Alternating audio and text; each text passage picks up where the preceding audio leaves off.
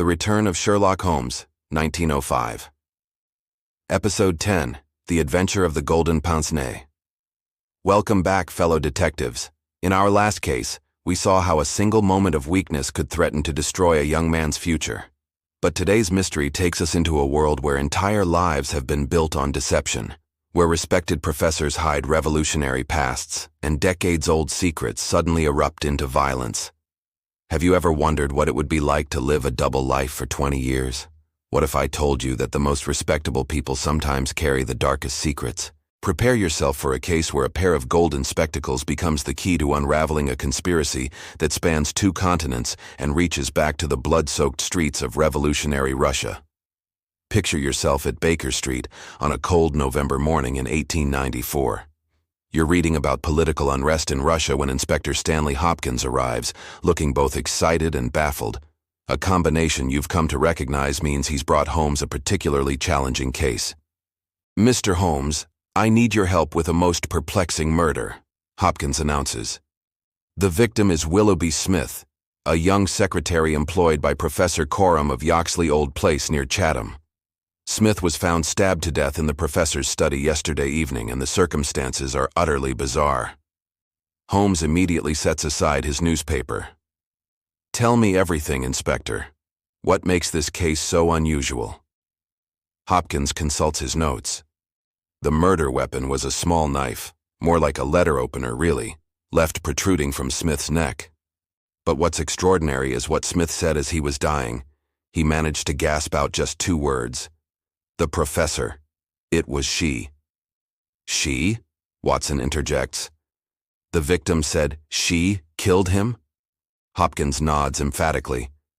"Those were his exact words according to the housekeeper who found him.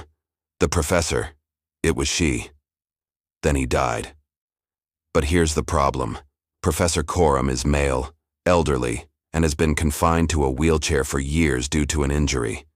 He couldn't possibly have committed the murder. Think about this peculiar dying message, detective. Why would a dying man use the word she when referring to his male employer? Was it confusion, or was he trying to convey something more specific? "What else was found at the scene?" Holmes asks, his eyes gleaming with interest. Hopkins pulls out a small evidence bag. This, a pair of golden pince-nez spectacles with very unusual characteristics. They were found clutched in Smith's hand, as if he'd torn them from his attacker's face during the struggle. Holmes examines the spectacles with his magnifying glass, and you watch his expression shift from interest to intense concentration. "Remarkable," he murmurs. "These are no ordinary spectacles. The prescription is extremely strong. The wearer must be quite severely nearsighted. And look at these distinctive features. The nosepiece is slightly bent, suggesting they've been worn for years. And there's a small mark here where they've been repaired." "Can you identify the owner?" Hopkins asks hopefully. But Holmes shakes his head. "Not immediately, but these spectacles tell us a great deal about the murderer. The wearer is very short-sighted, probably middle-aged given the wear patterns, and, most interestingly, this is an expensive European style, possibly Russian or Eastern European in origin, not the type typically found in rural Kent. We must visit this Professor Coram immediately," Holmes declares, already reaching for his coat. "This case has elements that intrigue me greatly. A dying reference to she, spectacles that don't match the household, and a murder in the study of a disabled professor. There's a story here, Watson, and I suspect it's more complex than a simple burglary gone wrong." The journey to Yoxley Old Place takes you through the Kent countryside, to an isolated manor house surrounded by dense woods. Professor Coram receives you in his study, a book-lined room that speaks of years of scholarly dedication. The professor himself is a gaunt man in his 60s, confined to a wheelchair, with the haunted eyes of someone carrying deep pain. "Thank you for coming, Mr. Holmes," Coram says in a heavy foreign accent. Russian, you realize. "Poor Willoughby's death is a terrible tragedy. He was a good secretary, loyal and discreet. I cannot imagine who would want to harm him." Holmes begins his examination of the study, paying particular attention to the location where the body was found. "Tell me about yesterday evening, Professor. What were you doing when Smith was killed?" Coram gestures to his wheelchair. I was in my bedroom on the upper floor. I have a mechanical lift to raise and lower my chair. I heard nothing unusual until my housekeeper, Mrs. Marker, screamed. When I came down, Willoughby was already dead. Did Smith have any enemies? Anyone who might wish him harm? Watson asks. Coram shakes his head. None that I know of. He was a quiet young man, dedicated to his work. He helped me with my research on ancient manuscripts and rarely left the estate. Holmes holds up the Golden Pince-Nez. Do you recognize these spectacles, Professor? For just a moment, something flickers in Coram's eyes. Recognition?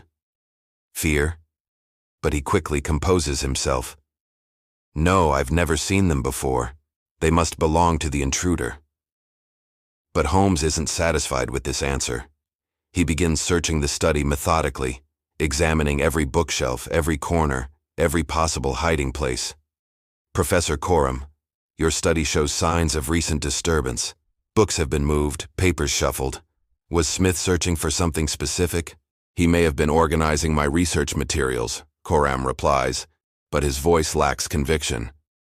I gave him free rein to arrange things as he saw fit. Holmes kneels beside a bookshelf and examines something on the floor, a small smear of blood that the police had missed. The blood trail, Holmes announces, suggests the wounded person moved from this spot toward the door, then apparently vanished.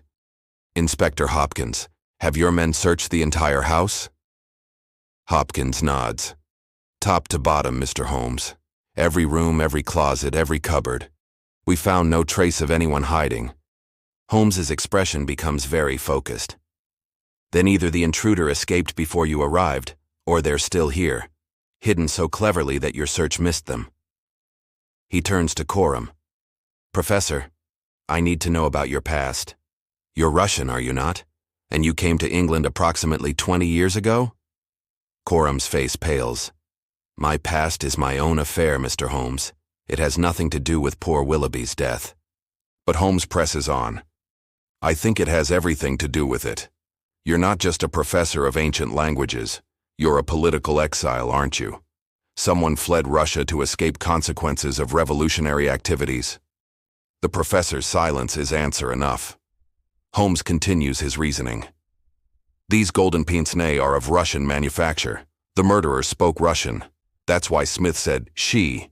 He was trying to convey that his attacker was Russian, using the word the attacker had spoken. And someone has been hiding in this house. Someone who belongs to your past. Think about Holmes's deduction here, detective. How did he leap from a pair of spectacles to this elaborate theory about Russian revolutionaries? What clues are we missing that he's already pieced together? Holmes returns to his search of the study, but this time he's looking for something specific. He examines the walls, tapping them, listening for hollow spaces. Professor Coram, he says quietly, I believe someone is hiding behind these bookshelves. Someone who killed Willoughby Smith when he accidentally discovered them.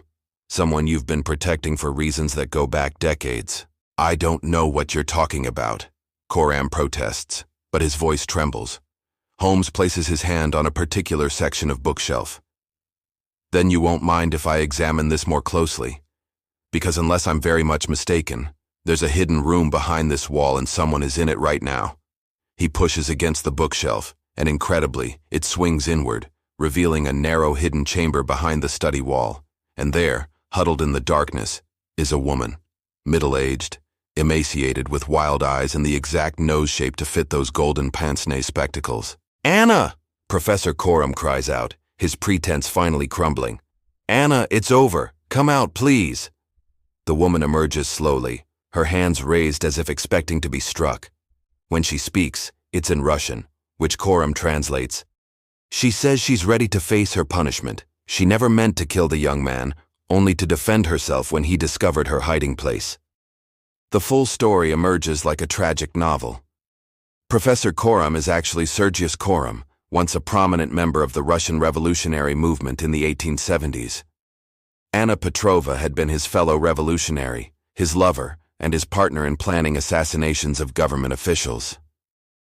We were young and idealistic, Coram explains, his voice heavy with ancient grief. We believed we could change Russia, make it better, but our plans were discovered, our comrades arrested. Anna and I fled together, but we were separated at the border. I made it to England and thought she'd been captured and executed. For 20 years, I lived with that guilt, Coram continues. I reinvented myself as a scholar, trying to atone for the violence of my youth by dedicating myself to peaceful study. Then, 2 weeks ago, I received a letter. Anna had survived, spent years in Siberian prison camps, and finally escaped.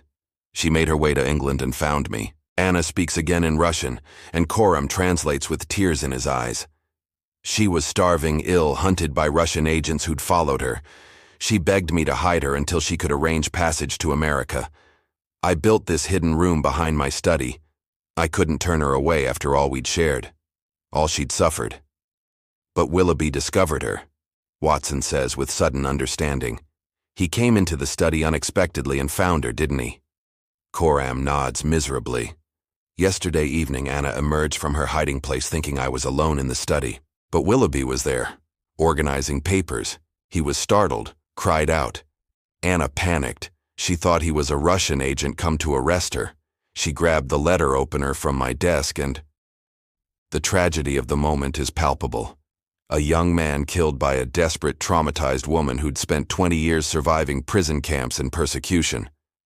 Anna had struck out in pure instinct, defending herself from what she thought was another threat to her precarious freedom. She realized her mistake immediately, Coram says. She heard Willoughby call out for help, but she was terrified. Her spectacles had been torn from her face in the struggle, and without them she's nearly blind. She retreated to her hiding place and has been there ever since, knowing she'd killed an innocent person. Holmes regards Anna Petrova with something approaching sympathy. You've suffered greatly, madam, but you've also taken an innocent life. The law must address that, regardless of your circumstances. Through Coram, Anna responds that she understands and is ready to face British justice. Inspector Hopkins arrests Anna Petrova for the murder of Willoughby Smith. Professor Coram is charged as an accessory for hiding her after the crime. The case attracts significant attention. Newspapers publish stories about Russian revolutionaries, political exiles, and the violent past catching up with respectable present. At Anna's trial, the full horror of her experiences emerges. 20 years in Siberian labor camps, torture, starvation, watching fellow prisoners die around her. Her lawyer argues that she'd been driven mad by trauma, that she struck out reflexively at someone she believed was attacking her. The jury, moved by her suffering, convicts her of manslaughter rather than murder. She receives a sentence of 12 years, but dies in prison after just 3 years, her body finally giving out after decades of abuse and deprivation.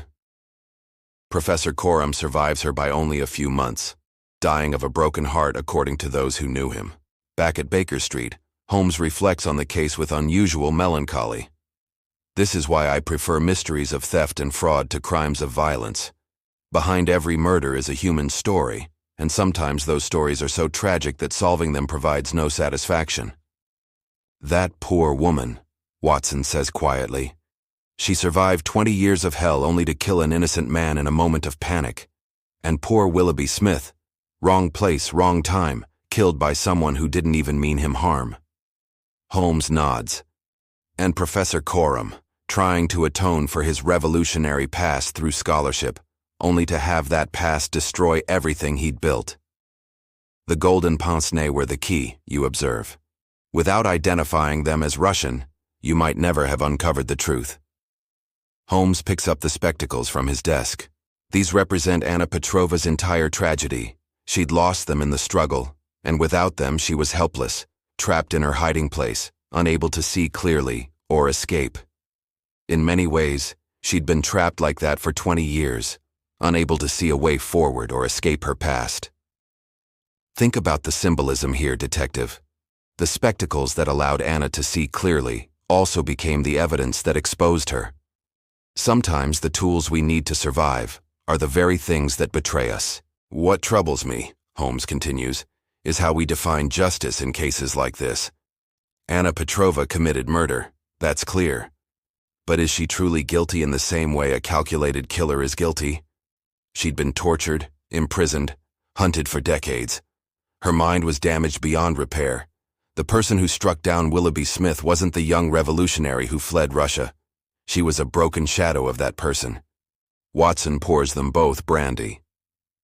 The law must treat all killings seriously, Holmes, or it becomes meaningless. But I think the jury's decision to charge manslaughter rather than murder acknowledged her diminished responsibility. Holmes swirls his drink thoughtfully. Perhaps. But 12 years in an English prison after 20 years in Siberian camps? That's not justice.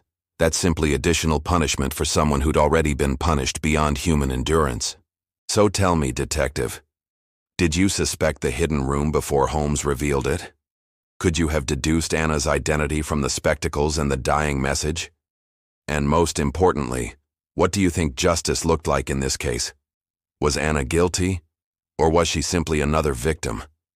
This haunting case reminds us that the past never truly dies. It hibernates, waiting for circumstances to resurrect it. Professor Coram thought he'd escaped his revolutionary youth, but it found him anyway, hidden behind his bookshelf wearing golden spectacles and carrying 20 years of trauma. It also shows us that Holmes's brilliance extends beyond solving puzzles to understanding human tragedy. He could have exposed Anna Petrova immediately, but he took the time to understand her story, to present her to the law as a complex human being rather than a simple criminal.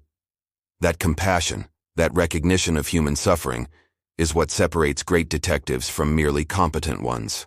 Join me next time as we investigate The Adventure of the Missing Three-Quarter, where the disappearance of a star rugby player on the eve of an important match leads Holmes to discover that sometimes the most urgent mysteries have the simplest, most heartbreaking explanations.